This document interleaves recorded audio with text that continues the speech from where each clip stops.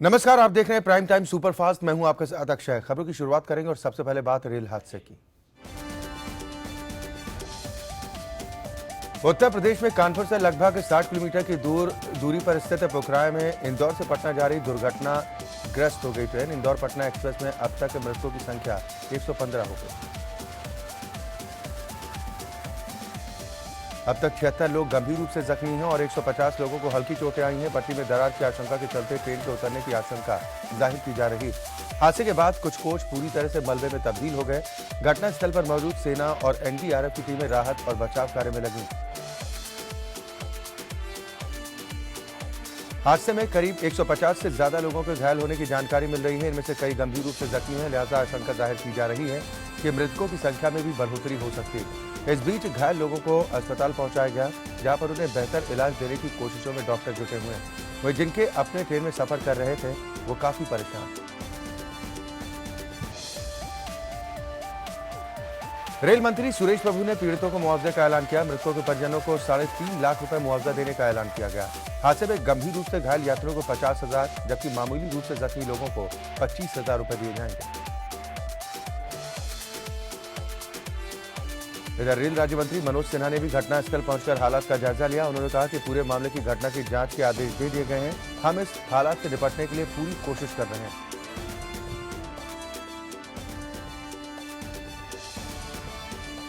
UP सरकार ने मृतकों के परिवारों को 5 लाख रुपए, गंभीर रूप से घायलों को 50-50 हजार जबकि मामूली रूप से घायलों को 25-25 हजार रुपए देने की घोषणा की।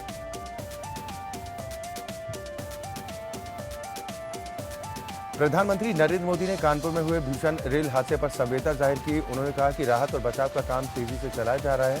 मृतकों के परिजनों को हर संभव आर्थिक मदद दी जाएगी। उन्होंने कहा कि आखिर यह हादसा कैसे हुआ, इसकी तय तक जांच कराई जाएगी।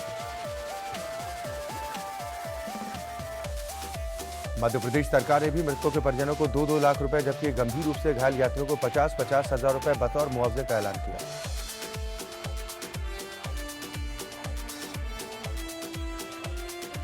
बीजेपी के वरिष्ठ नेता और कानपुर से सांसद मुरली मनोहर जोशी ने दुर्घटना के पीछे किसी साजिश होने का शक जाहिर किया।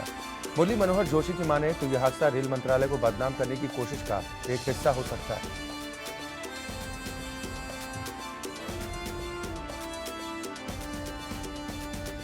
भोपाल गैस कांड सुर्खियों में है। गैस कांड के जिम्मेदार यूनियन कार्बाइड के अध्यक्ष वारेन एंडरसन को भोपाल से कथित रूप से भगाने के मामले में अदालत ने तत्कालीन जिलाधिकारी मोती सिंह और तत्कालीन पुलिस अधीक्षक स्वराज पुरी के खिलाफ मामला दर्ज करने का आदेश दिया।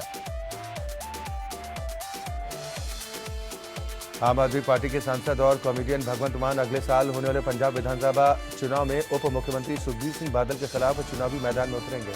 इसका औपचारिक ऐलान पार्टी संयोजक अरविंद केजरीवाल ने रविवार को एक रैली के दौरान किया।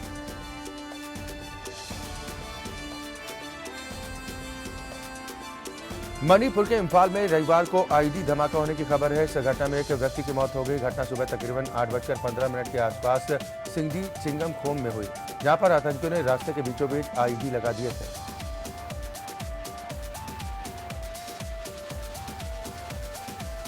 पूर्व विदेश सचिव शिवशंकर मीनन ने कहा कि पाकिस्तान के परमाणु बम का इस्तेमाल करने का खतरा बेहद बढ़ गया है। मीनन ने कहा कि पाकिस्तान की ओर से विकसित किए गए छोटे परमाणु हथियारों के इस्तेमाल की जिम्मेदारी युद्ध क्षेत्र में निचले क्रम के अधिकारियों को सौंपी जाएगी, जो सेना में युवा अधिकारी होंगे और धार्मिक स्तर पर बेहद प्रेरित तथा कम से कम पेशेवर होंगे।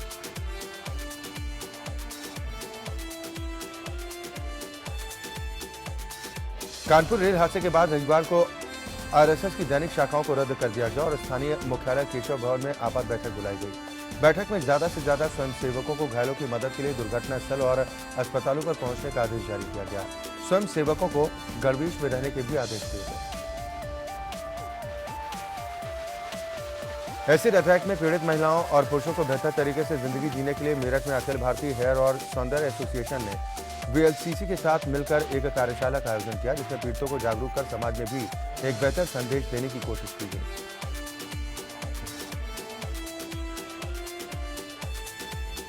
सीतापुर में कोर्ट ने इटली के रहने वाले एक दंपति को दिनेश नाम के बच्चे को गोद लेने की इजाजत दे दी है। ये इटालियन जोड़ा शादी के 14 साल बीत जाने के बावजूद भी औलाद का सुख प्राप्त नहीं कर पाया था।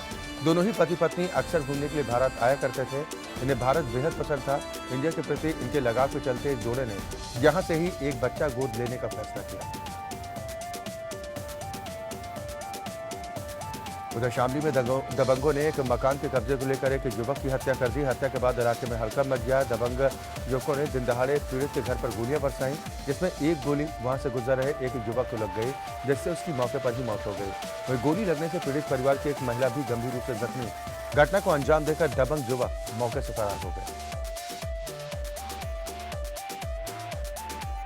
नोट एक्सचेंज को लेकर केंद्र सरकार आम जनता की सहूलियत के लिए भले ही तरह तरह की घोषणाएं कर रही हो, लेकिन बैंक इन घोषणाओं को नजरअंदाज कर रहे हैं।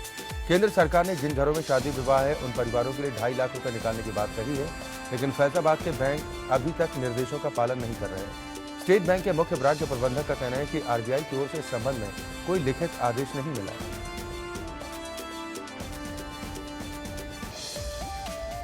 बदायूं में एक नाबालिग लड़की के साथ गैंगरेप की वारदात सामने आई। नाबालिग अपने घर में अकेली थी जब पास के रहने वाले 2 युवक घर में दाखिल हो गए और नाबालिग से दुष्कर्म की घटना को अंजाम दिया।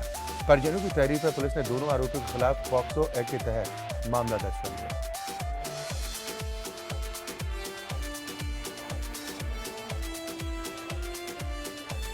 मथुरा में पुलिस लाइन के सामने एक महिला ने जमकर हंगामा किया। महिला और उसके पति के बीच करीब 1 घंटे तक जमकर मारपीट होती रही।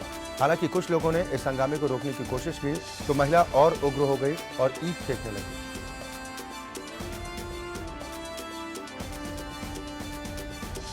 महिला का पति सुरेंद्र कासगंज का रहने वाला बताया जा रहा है। सुरेंद्र अपनी पत्नी को साथ ले जाने के लिए यहां पर आया था और इसी दौरान दोनों के बीच किसी बात को लेकर झगड़ा हुआ और फिर देखते ही देखते सड़क पर ही मारपीट का ड्रामा शुरू हो गया।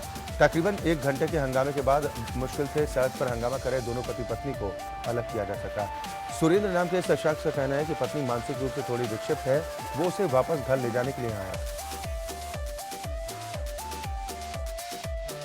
जहां एक तरफ नोटबंदी से देश की जनता परेशान है, वहीं दूसरी तरफ प्रधानमंत्री नरेंद्र मोदी के संसदीय क्षेत्र में मोदी की मदद से काफी खुश हैं। वाराणसी की बेटियां अपनी शादी के लिए प्रधानमंत्री की ओर से की गई 20,000 की मदद के लिए धन्यवाद दे रही हैं। सिर्फ बेटियां ही नहीं बल्कि उनका पूरा परिवार आज इस मदद के लिए प्रधानमंत्री का आभार प्रकट कर रहा है।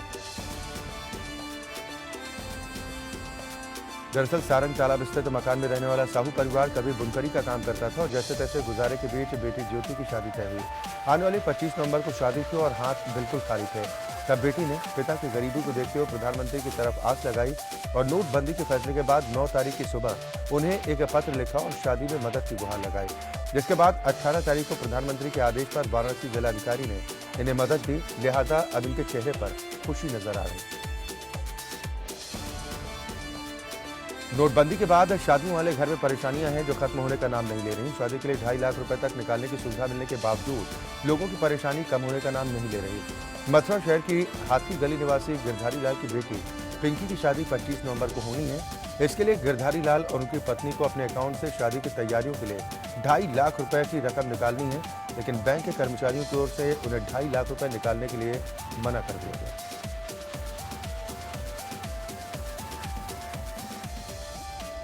उधर वृंदावन में बांके बिहारी के खजाने के खुलने की शुरुआत हो गई है और इसी के चलते आज बांके बिहारी मंदिर की 18 दान पेटियों में से एक दान पेटी खोली गई, जिसमें 16 लाख से ज्यादा की दान राशि निकली। ये दान पेटी प्रशासनिक, बैंक और मंदिर प्रबंधन कमेटी के सामने सीसीटीवी की निगरानी में खोली गई, जिसमें 1000 और 500 रुपए के नोटों के साथ साथ 2000 के नए नोट भी निकले। बांके बिहारी मंदिर की एक दान पेटी में 16,44,904 रुपए निकले। इसके अलावा डॉलर और सोना चांदी भी निकला है। हालांकि अभी ये रकम केवल एक दान पेटी से निकली है, लेकिन अभी 17 दान पेटियां खुलना बाकी है।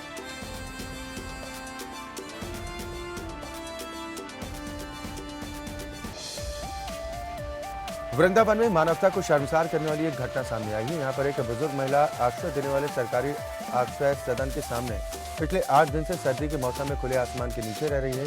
अगर आश्रय सदन संचालक इतने पत्थर दिन निकले कि किसी ने इसे आश्रय देना मुनासिब नहीं समझा और न ही उसकी कोई मदद की।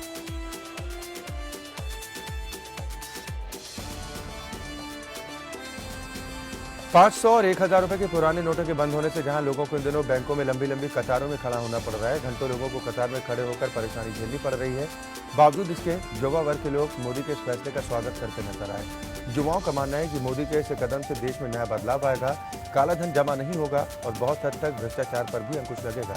नोटबंदी के इस फैसले पर पौड़ी के कुछ युवाओं ने भगवान शिव के प्रसिद्ध मंदिर कालेश्वर में पूजा अर्चना की और प्रधानमंत्री मोदी के स्वस्थ रहने की कामना की। गैरसैंण विधानसभा सत्र में भाग लेकर लौटे श्रम मंत्री हरिश्चंद्र दुर्गापाल ने गैरसैंण में हुए सत्र को ऐतिहासिक करार दिया। साथ ही उन्होंने कहा कि विधानसभा सत्र में पेश हुए 1507 करोड़ के अनुपूरक बजट से जहां विकास कार्यों को गति मिलेगी, वहीं कई विकासपरक नई योजनाओं का निर्माण कार्य भी शुरू होगा। वहीं अगला सत्र भी गैरसैंण में ही आयोजित करने के मुख्यमंत्री के फैसले पर बीजेपी के विरोध को दुर्गापाल ने गलत करार दिया।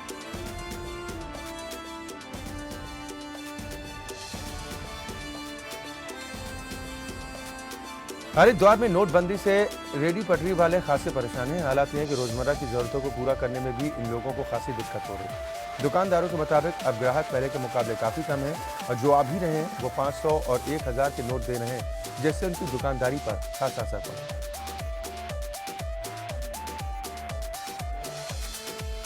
काशीपुर में आनंद होम्स में किराए पर रह रहे पंजाब बैंक में कार्यरत ऑफिसर ने संदिग्ध अवस्था में 5वीं मंजिल से कूदकर खुदकुशी कर ली। घटना की सूचना आनंद थाना में पुलिस को दी गई। मृतक का नाम शैलेंद्र बताया जा रहा है और पंजाब नेशनल बैंक की मुख्य शाखा में ऑफिसर रैंक में कार्यरत था और बीते 3 नवंबर से बैंक वो नहीं जा रहा।